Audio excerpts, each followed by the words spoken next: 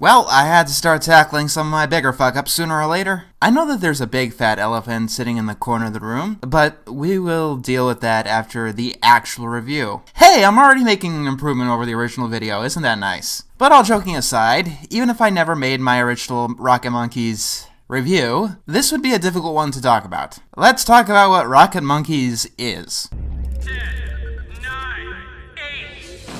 Oh, Rocket Monkeys! They're rocket monkeys, monkeys in space. They try to be heroes, but they're easy to replace. It's a Teletoon show about two idiots going on adventures through space with cheap flash animation, and both of the main characters are monkeys. Literally nothing about this premise is original. Besides the characters being monkeys in flash animation, immediately it's coming to my head is the Brothers Flub. I've said that Gross Out is probably my least favorite genre of animation, but a close second would be the two idiot bro dudes. Yes, I do like both Adventure Time and regular show. But other than that, what the hell is there? Fanboy and Chum Chum, as I mentioned Brothers Flub, Breadwinners, Johnny Test, the worst episodes of SpongeBob, Sanjay and Craig, and can we please stop doing this? The premise is dead. Every time you make a show where the premise is nothing but two douchebags making everything miserable for everyone else, another Adam Sandler movie is made. I seriously hope that in 10 years we're going to see this whole genre like we see celebrity and video game cartoons of the 90s. It's stupid, an obvious cash-in, no one involved seemed to have any technical skills, and everyone, including the people and corporations involved, agrees that it was a terrible idea that they wish never happened. If I wanted to say that Rocket Monkeys is bad, I could say that it was a Teletoon cartoon made in the late 2000s. Actually, I couldn't do that. That would explain literally everything wrong with it, but I'd be wrong because Rocket Monkeys was made in 2013. Yeah, when I first watched this show, I thought that it was made in 2005, and I'm still like 90% sure that someone just spam-edited Wikipedia. It looks and feels like it was made in 2005. The animation is the exact same quality as it would have been in 2005. The premise, the voice acting, and the character designs, they are so 2005. But hey, it's a Teletoon show! And Teletoon really likes the year 2005. As I've learned in the comments of my Wayside review, Canada has a law when it comes to most of their media. In Canada, a network has to air a certain amount of Canadian-produced cartoons, by law, which leads to things like Teletoon making cheap schlock, just to hit that limit. And honestly, every facet of this stupidity kinda pisses me off. I honestly thought that being patriotic to the point where it hinders your own success was an American thing. But hey, not so above it all, huh, Canada? Seriously, this is one of the most stupid, vicious cycles that I've heard of. Canadian law says that they must place Canadian cartoons on the network. So the network makes cheap cartoons, which bombs the reputation of Canadian cartoons, which makes sure that nobody wants Canadian cartoons, which leads to less money, which is probably the exact opposite intention of the purpose of the law. In turn, the Canadian cartoons fail, and you have less Canadian cartoons, and the ones you do end up having become worse. On closer inspection, though, yeah, this cartoon clearly had to be made in the 2010s. Hi, BMO!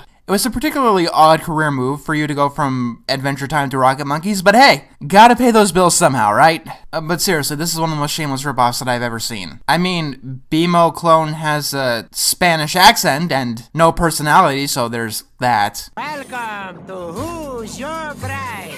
Our fiancé today is a large angry bug whose hobbies include drooling mucus and flying around poop. So nice. Then again, everything about the show is a ripoff, so I shouldn't be surprised. I say that a lot, I realize, and sometimes I do exaggerate, but there's no exaggeration here whatsoever. Besides the douchebag premise, the space environment kinda reminds me of Atomic Betty, an earlier Teletoon show, and like I said before, Brothers Flub. Even the idea of a cartoon where the main characters are monkeys. My gym partner's a monkey. Super Monkey Hyperforce Go. Dial M for Monkey. And I'm not saying that you can't make a new show where the main characters are monkeys, but you gotta do more than the generic gross out and nonsense jokes that this show throws at you. You know, it's like making a show where the main character's an elephant and he's obsessed with peanuts. It's kinda been done before. And most of the episodes of the show are, note for note, SpongeBob jokes. The episode that I talked about the last time I did a Rocket Monkeys review, it was blatantly ripping off episodes like Jellyfishing. So obviously and so callously that it was as if they assumed that no one watching would have ever heard of SpongeBob, despite cashing in on all of the trends that SpongeBob set forward. I realize that I've been reviewing a lot of ripoffs this year. Look, on its own, being derivative isn't the worst thing in the world. As it's been said, there's nothing new under the sun. And hey, I like things like Camp Laszlo, even though it was taking a lot of its cues from SpongeBob. And sometimes when you take influence, you end up being better than the influence. I know there are a lot of people who like The Marvelous Misadventures of Flapjack, but I wouldn't know many people who call that better than Gravity Falls. And when you have something that isn't like anything else at all, you tend to get things like 12-Ounce Mouse, which yes, we will be getting to later in this marathon. But everything is the sum of its influence. The main point of it all comes down to, what can I get out of watching your show that I can't get out of anything else? With Rocket Monkeys, the answer is nothing. And keep that in mind, I can get things out of objectively worse shows like Mr. Pickles or Adult Party Cartoon. Something about them is original and new and different. Even though the former is writing off most of the trends of adult cartoons, and the latter is literally part of a pre-existing franchise. When it comes to Rocket Monkeys, there are Fanboy and Chum Chum fanfictions, let's shed a tear for that have more original content than the entirety of Rocket Monkeys. And that was one of the reasons it was such a struggle to make a review. And no, I'm not talking about back what I did a couple of years ago. I'm talking about now. Yes, I'm doing a better job this time around, but I will say this still isn't easy. Rocket Monkeys is a pain in the ass to talk about without repeating what I've said in shows like Fanboy and Chum Chum or Breadwinners. This show was the worst kind of filler that Nickelodeon would play in the early 2010s. As long as it hit all the notes that their marketing chart hacks say that the kids wanted to watch, it got plenty of airtimes. And it's almost like they knew what they were doing. Rocket monkeys, monkeys in space. They try to be heroes, but they're easy to replace. This is literally the first thing that we hear. And then the song goes on singing about how horrible our heroes are. Yes, there are plenty of songs that talk down their main characters, like Darby's and The Nut Shack. Not good theme songs, but they do exist. And I'm pretty sure that there are one or two from good shows. I mean, the Darkwing Duck theme song is pretty much entirely sarcastic. What I'm saying is that there's a way to do it, and this isn't it. The episode we'll be doing is called Going Bananas. This should be interesting. And by interesting, I mean the most cliched piece of shit that I've ever had the misfortune of seeing. The episode starts with the two monkeys in Spanish BMO at a game show. Okay. First question. What is yellow and shaped like a banana? A banana. Incorrect. A banana?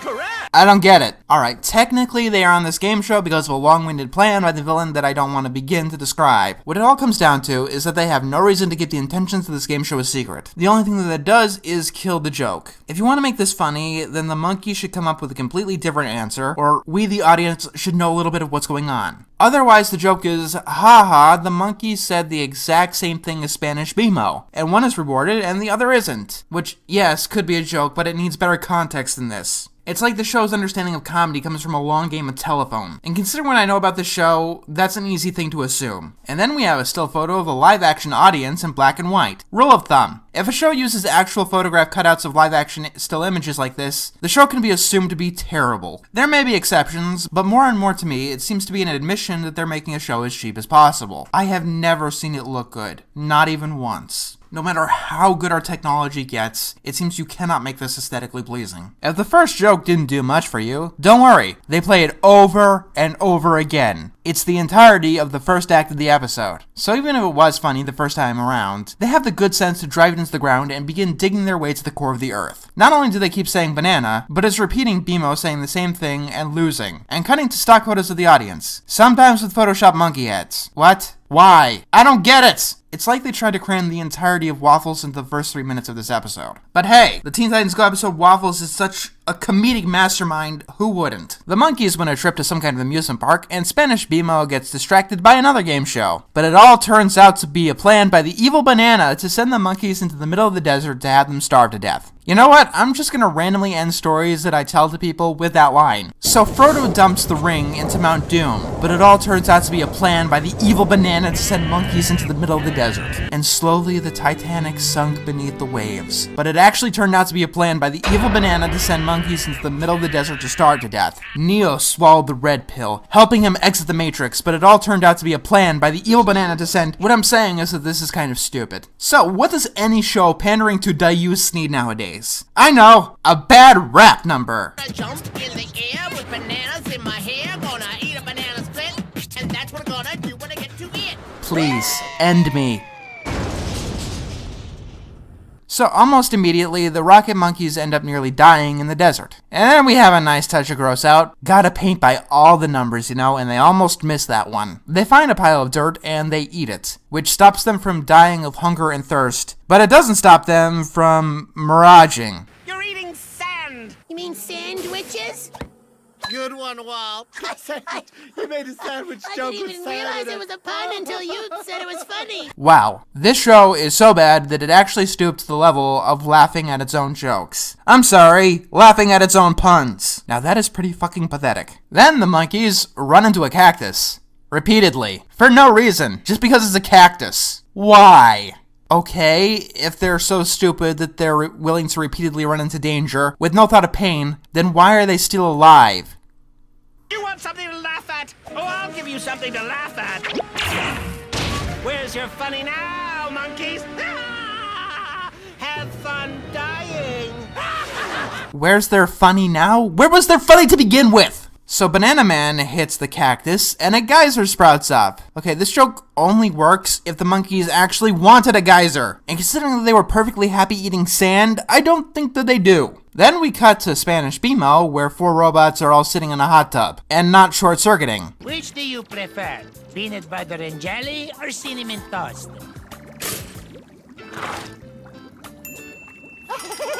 What? What's the joke? I don't get it! The show must have been written by monkeys. Sorry, that was an obvious joke. I know. So Banana Man plugs up the geyser and tells the monkeys that they're supposed to be sad. And here's another problem. Both of the monkeys are the same fucking character. I mean, they have different voices, and in some episodes, not this one of them takes on a more serious vocal tone, but they fall victim to the same emotions and the same shenanigans. They're the same fucking characters with the same fucking designs, with the same fucking personalities. Which is not how a comedy duo works. They need to be different to bounce off each other and contrast. When the characters are this similar, everything blends together and you just want to kill them both. Then a cactus gets pissed at the Banana Man because I don't give a shit. Then the cactus steals the banana's jetpack, leaving him stranded in the desert with 2 monkeys. You know what? That's even better than the last one. Darth Vader turned to Luke Skywalker, and then a cactus stole his jetpack, leaving him stranded in the desert with 2 monkeys. Honestly, that would probably be better than the prequels. Perhaps I'm going a little insane. That's because Rocket Monkeys decides to get its first original idea ever, stealing 2 SpongeBob episodes at once. The next scene is basically a fusion of pizza delivery and snowball effect, you know, without any of the comedy or charm. Then Gus tries to play and gets stabbed by a scorpion, repeatedly. He was supposed to be the smart Rocket Monkey, right? Seriously, why the fuck are there 2 of these things? The banana starts telling jokes, and the monkeys fall in love with it, causing a friendship to blossom. It's perfect. Like a classic SpongeBob ending where Squidward falls into the madness, you know, without any of the build-up, care, or effort. So now we get a montage of everyone doing nonsense in the desert. It goes on and on. I mean, things happen. At one point, Banana Man eats a bug, so there's that. And then he lets the Rocket Monkeys start eating him. It was the banana that had the evil plan from the beginning, right? Because it seems to me that it was the Rocket Monkeys that had the evil plan of tricking the banana into being friends so that they could eat him. And quite honestly, that's the universal failing of these kinds of shows. They don't seem to understand what makes a protagonist and what makes an antagonist.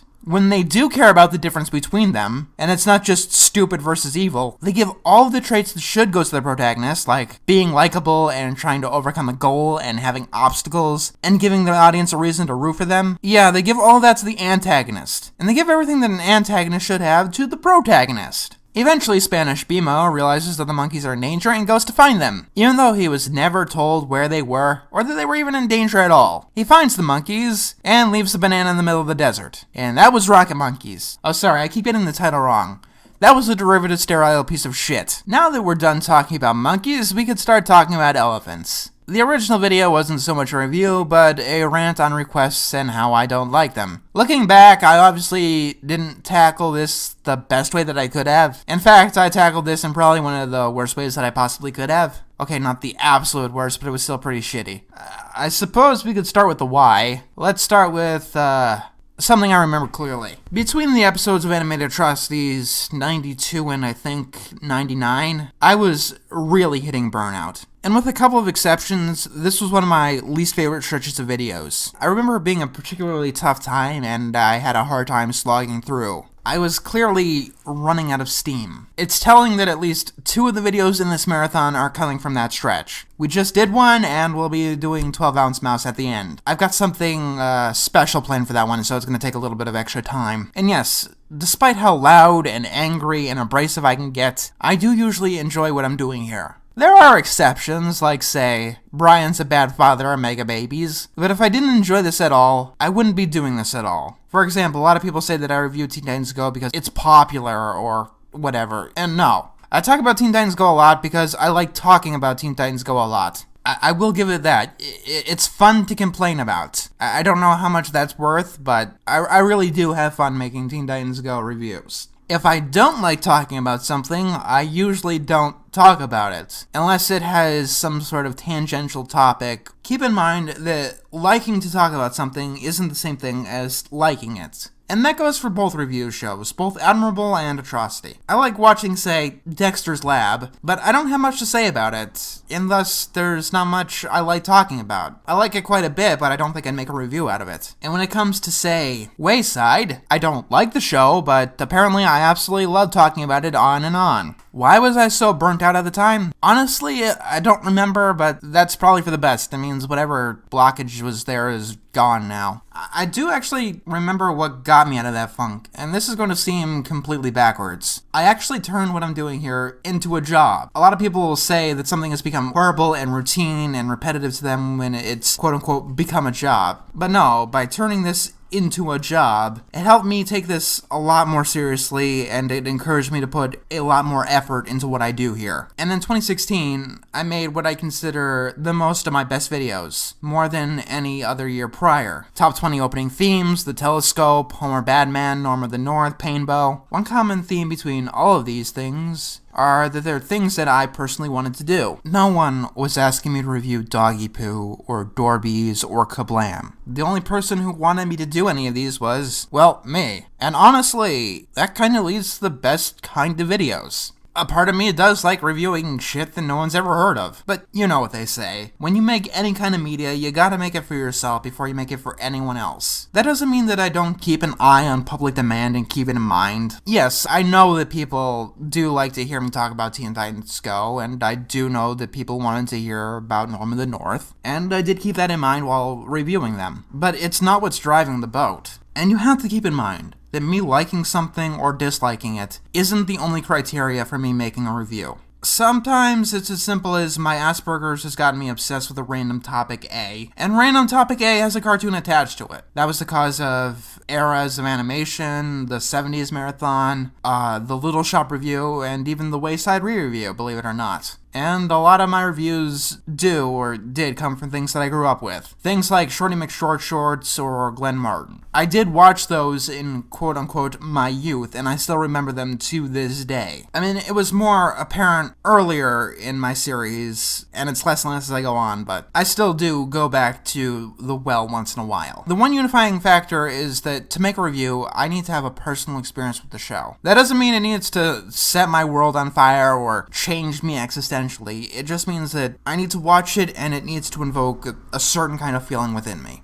And that does draw me to dislike requests or suggestions or demands or offers or askings or beggings, or here's the link to thesaurus.com's entries on request. I try not to let them, but it's very easy for an episode or show's reputation and the requests that they spawn to change the mindset towards the episode or show. One example of this that still sticks in my mind is way back in the day. The SpongeBob Season 9 episode, Eek, It's an Urchin, aired. And can we please have a moment of silence for SpongeBob Season 9? The one that started before I did and only ended like February of this year. In the arms of the angel. When Eek, It's an Urchin came out, people were asking me to review it. Like, dozens of requests. And worst case is outright telling me to review it. Just saying that it's terrible with no context. Maybe they did see something awful in it. Or maybe they were just telling me to review it because it was the latest episode of SpongeBob, and reviewing SpongeBob episodes was just something that I did. That creates a mindset where you go into an episode looking for what's wrong with it, waiting for it to get terrible. Is Eek and Urchin bad? I don't know. Can I truly know? What I do know is I'm not going to talk about it because it can get hard to trust your own opinions when this happens too much.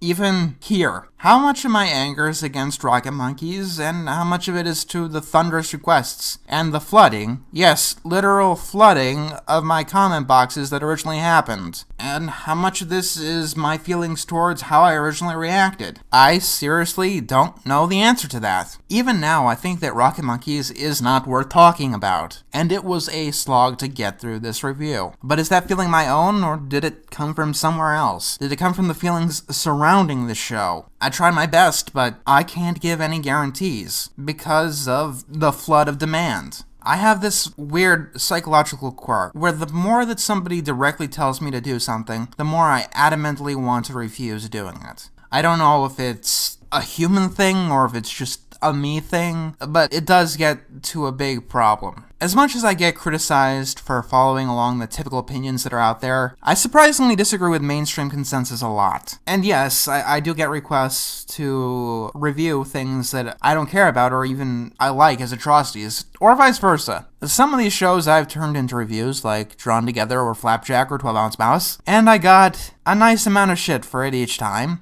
And would you believe that? Those aren't even my most extreme disagreements with mainstream consensus. I can only imagine what would happen if I made, like, a top 10 shows I disliked that everybody else liked. You know, it's probably a good thing that people shit-talking me on the internet gives me a sexual thrill, or I'd probably be a very miserable person. Maybe I will make those reviews if I get totally disillusioned with everything. Well, this has got depressing. Rocket monkeys, monkeys in space. They try to be heroes, but they're